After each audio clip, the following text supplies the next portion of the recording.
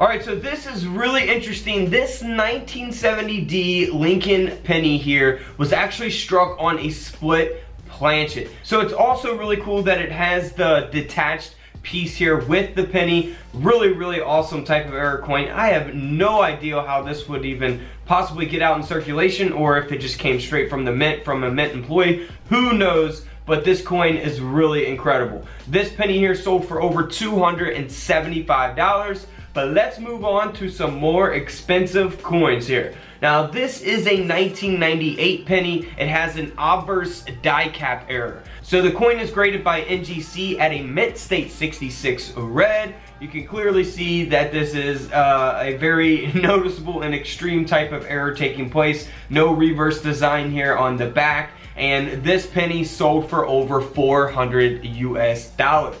Moving on to a 2000 Philadelphia minted state quarter. Now this coin here has a 50% obverse clad layer that has been split. So you see the top half of the coin, the clad layer is there, and then the bottom half you see the inner copper layer core of the quarter. So that is pretty awesome. You can actually look for whole layers, like the whole coin will be copper looking on the front side or the back side, missing a clad layer there, but this is missing half, which makes it you know, even more unique. And then of course here on the reverse looks fairly normal. This quarter here sold for over $380. Next up is a pretty self-explanatory type of error. The coin has been struck multiple times. It's struck off center, and it is a 2000 Philadelphia minted Sacagawea dollar. So you guys can literally get tons of dollar coins from the bank and search through rolls and rolls for different types of errors on those coins as well. I got whole videos on gold dollar coins and presidential dollar coins, so be sure to check those out.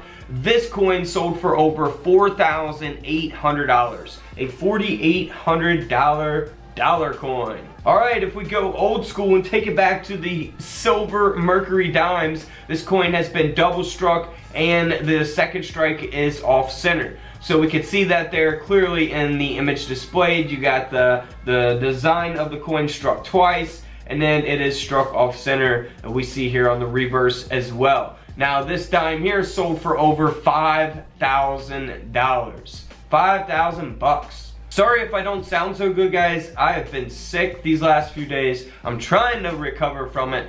This is a 1941 to a 1945. It doesn't have an exact date, but it is a 1 cent, well, it was supposed to be a 1 cent Lincoln penny. It is the 1 cent Lincoln penny design that was struck on a Netherlands East Indies coin. So that is really cool. You can actually see the design of the Netherlands coin here in the images displayed, along with the wheat penny design. So that is really awesome. I really love this type of error. Man, if you ever found something like this, you'd be talking, you could sell it for a lot of money. Definitely want to get it graded. This coin sold for over $7,000.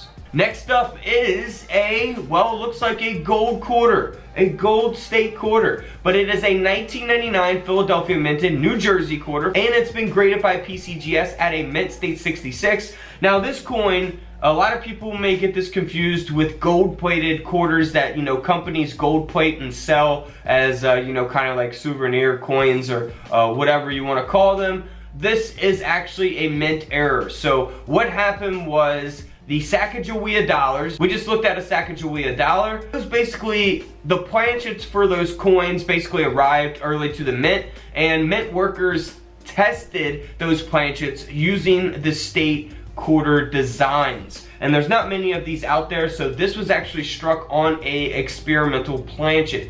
So that is a real mint error, and this coin sold for over $3,700. Here's another state quarter. This is a 1999 Philadelphia minted Connecticut state quarter, and it's been triple struck, and you can clearly see that there. It's pretty self-explanatory. Something like this you don't need a coin microscope for. You can just really look in your pocket change or go through coins from the bank and search for things off centers and double strikes and stuff, triple strikes in this case. This quarter sold for over $380. Now this coin may be one of my favorites of the video. This is a 1999 Lincoln penny that was broad struck, and it's got a reverse die break. So that is a really incredible error taking place there. Now it did sell for thousands of dollars, but the coin still sold for over $370. So not too bad for that penny. Here's another die cap penny. We looked at a die cap on the 1998, I believe it was. This is the 1997 Lincoln penny. It's been double struck, and it's got the obverse die cap, which we can see here in the image displayed.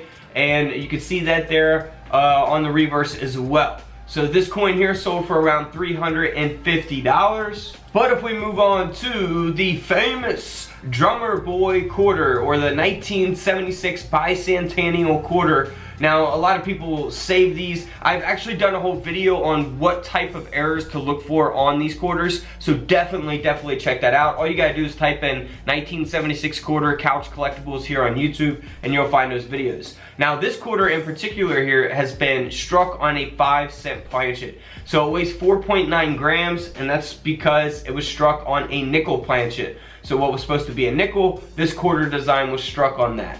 Now, you could obviously see that error taking place pretty clearly. The whole design does not fit on the planchet and things like that. So this coin here sold for over $5,000.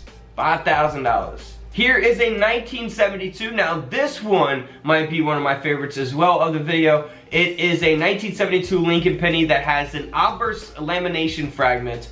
So wow, check that out. It looks completely destroyed and damaged. However, this is a real mint error taking place here. And then look here on the reverse, you do not have the design of the reverse of the Lincoln penny. So really cool. This coin here sold for over $250. Now, I showed these coins quite a bit. I know people may get tired of seeing them, but it is a 1965 penny. A lot of people still always ask questions about silver pennies, gold pennies. I've done whole videos on that as well. In this case, this 1965 penny was actually struck on a silver dime. So a 10-cent planchet. So basically a penny design being struck on what was supposed to be a silver dime. And pretty interesting because this is the 1965. So it was struck on a planchet, which could have been at latest 1964 dime, because in 1965 they did not make silver dimes. So that's really cool as well. This coin here sold for over $9,000. So if you actually have a silver penny, there's tons of different ways to see if it's actually a real legitimate one. And I talk about that in my silver penny videos and gold penny videos. So go check those out. Here is a 1943 Jefferson nickel. Now for this nickel, if we look here on the reverse of the coin, you will see the big mint mark there above the building. Now those mint marks are for the silver quarters from 1942 to 1945. Again, this is a 43. So this was supposed to be a silver Jefferson nickel. However, this was actually struck on a 1-cent planchet. And you may think, well, if it was struck on a 1-cent planchet, why wouldn't it be like a copper color or copper tone? Well, it was actually struck on a steel planchet. So in 1943, when they made the steel pennies, this was struck on a steel planchet. So really cool. This coin sold for over $14,000. A whopping 14 grand. That would be insane to find a coin like this and be able to sell it for $14,000, right? Here is a really cool error coin as well. It's a 1920 Buffalo nickel. Such a simple type of error that you can look for on any denomination of coins, really. It's a off-center error taking place, but of course on a Buffalo nickel, you know, it's probably not as common compared to, you know, the Lincoln pennies and things like that. This coin here sold for over $17,000 because of that mint error. So that is a really cool off-center error on a Buffalo nickel. Hey guys, don't forget to subscribe in the middle. Check out the videos to the left of me. And until tomorrow, I'll see you all in the comment section below. This is Couch Collectibles, and this is where I disappear.